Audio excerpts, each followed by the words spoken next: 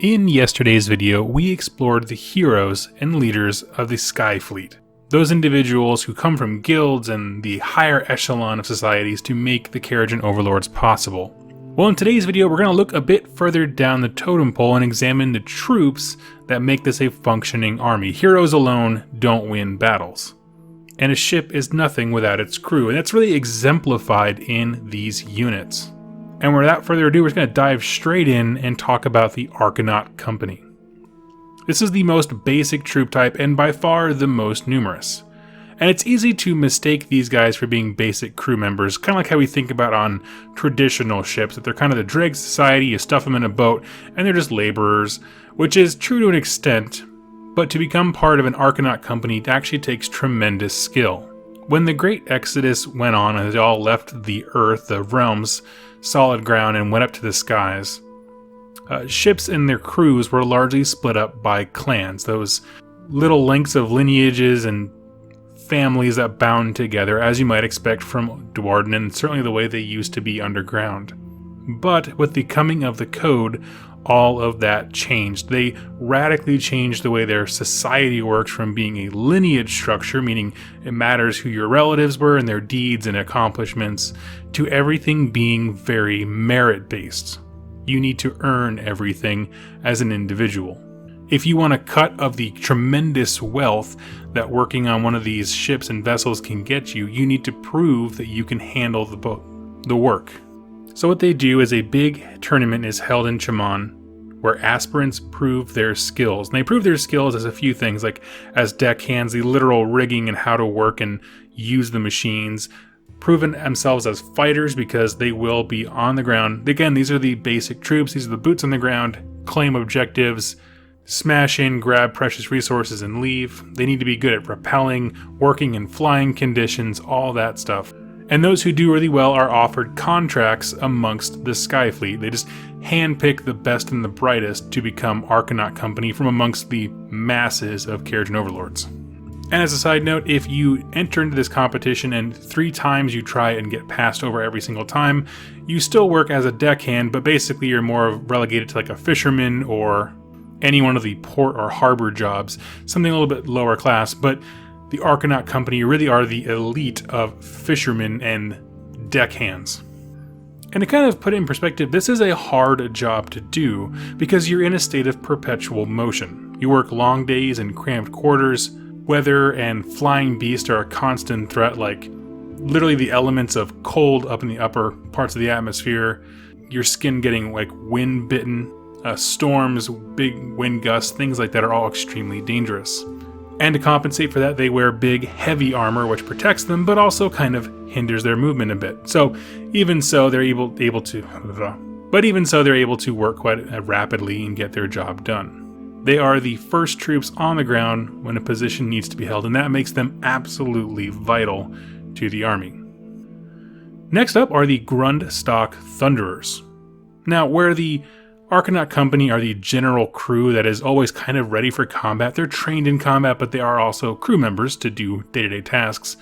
Grundstock Thunderers are dedicated military units. This is the unit that you bring, the formation you take with you as an admiral when you're not just fishing, you know you're going to be fighting.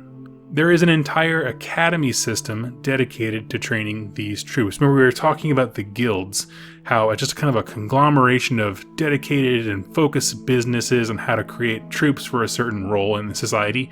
Well, there is an entire academy dedicated to their military class. It's, of course, called the Grundstock Academy, which is not super clever, but it gets the point across, and they learn all manner of firearm design, maintenance, and use. And as such, they come to battle absolutely loaded to the gills with the best weapons money can buy. They got ether shot rifles, which basically takes energy from the wind, condenses it into a physical projectile, and launches it at the enemy. They have cannons, which are just larger caliber versions of the same thing. The fumigators belch out toxic mist at the enemy, which is huge if you think about it, more so than just Nurgle barfing, green mist in the air. Like, if you think about a faction that understands wind currents and uses those as a weapon, the fumigator becomes a really cool thematic thing. There's also the deck sweeper, which is basically a shotgun that is just absolutely off the rails, and the mortar, which lobs incendiary rounds in high arcs at the enemy. And this is really their devotion to science and skill and ingenuity being weaponized, and it's absolutely terrifying. In addition to all these different weapons, they also often have a standard bearer, which kind of recounts their mighty deeds, and he kind of keeps track of all the battles they've won and things like that. Now, the thing about this is, we talked about how when the code came about, there was a clean slate, there's no clans, so you would think that they would kind of move away from the idea of kind of keeping track of their big accomplishments in battle. But here's the thing, all of these elements that we're talking about have to be hired individually. So if you have a group of Gruntstock Thunderers that have kept good records of what they've accomplished, that actually acts as a resume for admirals who are hiring supporting fire for their fleet. And so it's kind of interesting that when you talk about the change from what Dwarden or dwarves used to be, keeping long records of all their accomplishments and grudges and like that, and how that translate when commerce and science are the thing. Like, it's a resume. It's what it is, and it's such a cool transition. Their firepower and discipline in combat is legendary, and they truly makes them a unit desired by any admiral. Next up, we're going to talk about the Skye Rigger units. Now, the term Skye Rigger is a kind of a catch-all term to describe a few different kinds of units. What unifies them are the large ether engine backpacks that give them all flight. These are the guys who are suspended by the big metal balloon. These personal flight packs have a variety of uses, but the big two come down to practicality for internal use or used in a military or aggressive manner, and that's what we'll talk about with these units. Starting with the Engine Riggers. The engine is needed to let them fly around the ship and make repairs. This is the practical internal use. As the ships suffer damage to the hull or to the weapons outside, being able to move around the ship in 3 dimensions freely anytime you need to do repairs is paramount. Because remember, you're suspended in the air, so if you get shot on the bottom of your hull, this is how you get to it. They report directly to the captain of the ship and also any engine masters nearby. Each one of them carries a rapid-fire rivet gun and a huge saw. And this is ideal for making quick repairs. If something on the ship is damaged, they can easily cut out a section around it, slap on a new piece of metal, and then rapid-fire rivet it back into place. These are the units I talked about yesterday where they can strip an engine and reassemble it back in no time. Really just kind of your on-site battle mechanics.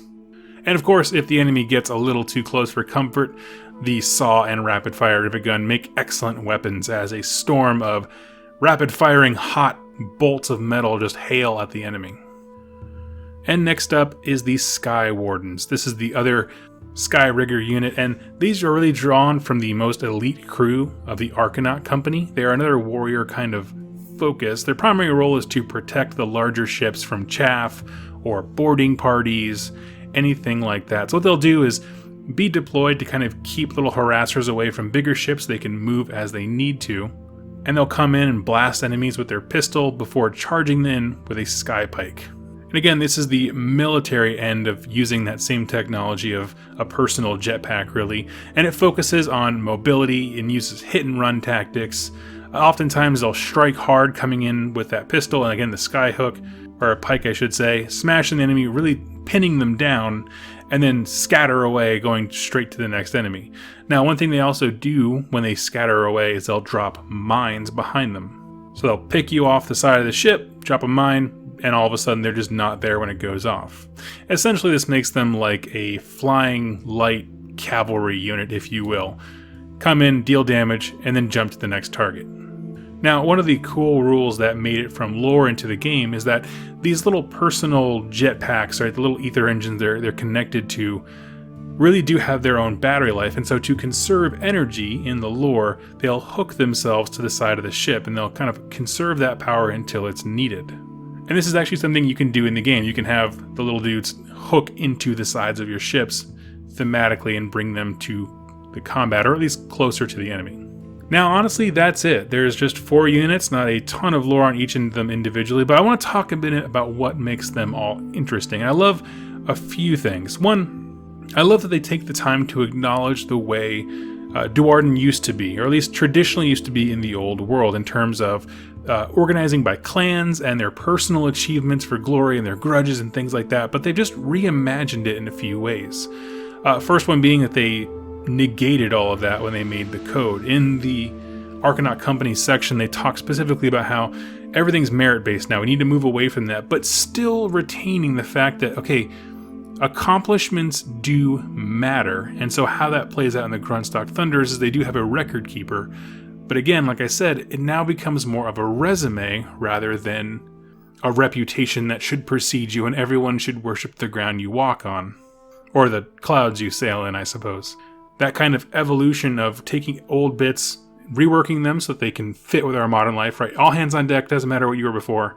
No one cares that you used to be a king. You're a deckhand now because titles don't matter, lineage doesn't matter. But at the same time, when you do accomplish something, it does make you stand out as a better hire for some of these fleets, and therefore it is important again.